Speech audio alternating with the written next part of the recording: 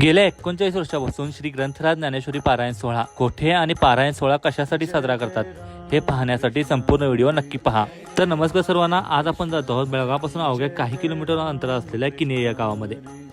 या इथे गेल्या 39 वर्षापासून श्री ग्रंथराज ज्ञानेश्वरी पारायण सोहळा मोठ्या उत्साहाने साजरा करण्यात येतो।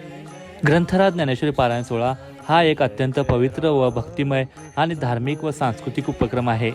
पारायणामुळे मन शुद्ध होते, भक्ती, ज्ञान आणि वैराग्याची भावना वाढते आणि समाजात एकता, शांतता आणि आध्यात्मिक जागृती निर्माण होते। पारायण सोहळा हा 7 दिवसाचा असतो।